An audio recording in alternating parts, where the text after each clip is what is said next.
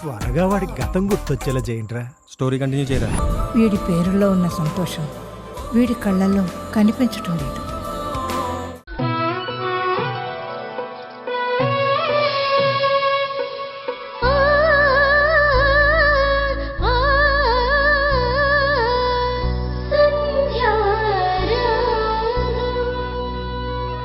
వాళ్ళ ఫ్రెండ్స్ కి ఫోన్ చేస్తే ఇన్ఫర్మేషన్ లేదు, ఆఫీస్ కి ఫోన్ చేస్తే ఆఫీస్ కి రాలేదన్నారు. మౌనిక ఇంట్లో కూడా లేరు, కానీ ఇదిగో ఈ ఫోన్ మాత్రమే ఉంది. నాకంత అయోమయంగా ఉంది. సరే సరే, నువ్వేం కంగారు పడకు. ఈరోజు రాత్రి వరకు వెయిట్ చేద్దాం. ముందు నువ్వు ఆ ఫోన్ ఆన్లో పెట్టు. ఏదైనా ఇన్ఫర్మేషన్ ఉంటే రాజేష్ గారు ఫోన్ చేస్తారు. ఇంతకీ నువ్వేమైనా తిన్నావా? ఎక్కడమ్మా, పోలీసులు వచ్చి రాజేష్ని తీసుకెళ్లిన దగ్గర నుంచి అసలు మనశ్శాంతే లేకుండా పోయింది. అసలు ఎవ్వరం భోంచేయకుండానే ఉన్నాం మేము. అవన్నీ తర్వాత మాట్లాడదాం. ముందు భోంచేద్దరుగాని రండి. ఆయన్ని చూసేంత వరకు, ఆయనతో మాట్లాడేంత వరకు నా మనసు కుదుట పడదు, భోజనం సహించదు. వింధ్య, నేను చెప్తున్నాను కదా, రాజేష్ గారిని సేఫ్గా తీసుకొచ్చే బాధ్యత నాది. నిన్ను చూసి అత్తయ్య మావయ్య ఎంత కంగారు పడుతున్నారో చూడు. అత్తయ్య మావయ్య, అందరికీ భోజనం వడ్డిస్తాను, పదండి. వింధ్య రా. ఇంట్లో భార్య అమ్మ నాన్న ఎదురు చూస్తారని ఆయనకి గుర్తులేదా? అసలు ఈయన ఎక్కడున్నట్టు, ఏం చేస్తున్నట్టు? ఎందుకు బెడ్రూమ్లోకి లాక్కొచ్చావు? ఏం చేస్తున్నావు నువ్వు? కంగారు పడకు బావా.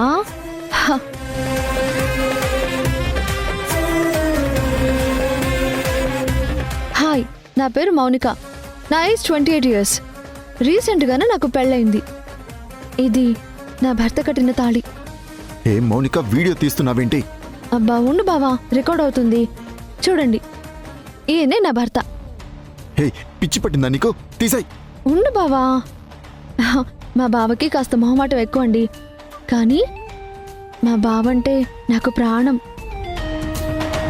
నా 5th క్లాస్లో అనుకుంటా మొదటిసారి నేను థియేటర్లోకి వెళ్ళి చిరంజీవి సినిమా చూస్తుంటే ఆ చిరంజీవిలో మా బావనే ఊహించుకున్నాను. ఆ తర్వాత పవన్ కళ్యాణ్ సినిమా చూశాను. పవన్ కళ్యాణ్లో కూడా మా బావనే ఊహించుకున్నాను. ఆ తర్వాత మహేష్ బాబులో కూడా మా బావనే ఊహించుకున్నాను. అంతెందుకు, ఆ తర్వాత వచ్చిన అల్లు అర్జున్, జూనియర్ ఎన్టీఆర్ అందరిలో కూడా నాకు మా బావే కనిపించాడు. అలాంటి బావని నేను పెళ్లి చేసుకుని ఎంత ఆనందంగా ఉండాలి, కానీ నేను ఆనందంగా లేను. నా పక్కన నించోడానికి మా బావ అసహించుకుంటున్నాడు. వీడియోలో చూపించడానికి పోతే దూరంగా జరిగిపోతున్నాడు.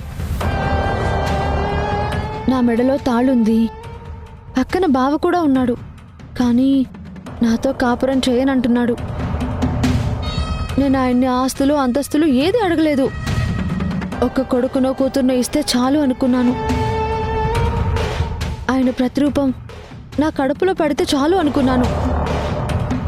ఇంతగా ప్రేమించే నేను మా బావ నాకు దక్కాడని ఆనందపడాలో లేక బావ దూరం అయిపోతున్నాడని బాధపడాలో అర్థం కావడం లేదు.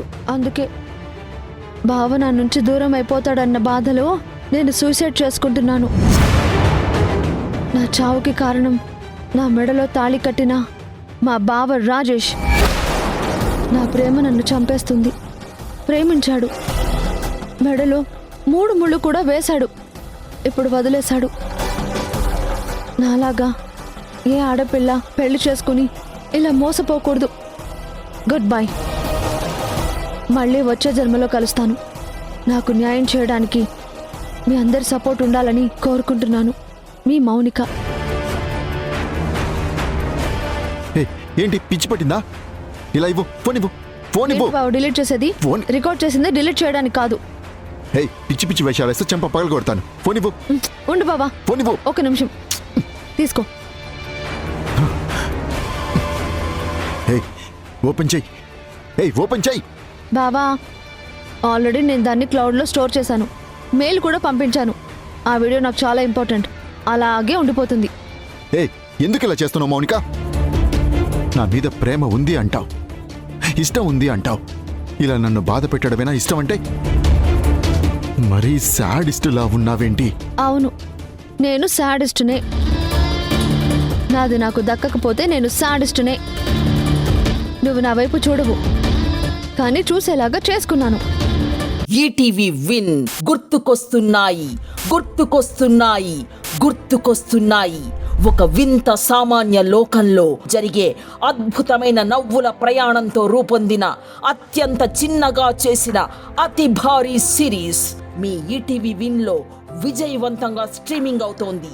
గుర్తుకొస్తున్నాయి, గుర్తుకొస్తున్నాయి, గుర్తుకొస్తున్నాయి. ఈటీవీ విన్ యాప్ని డౌన్లోడ్ చేసి సబ్స్క్రైబ్ చేయండి.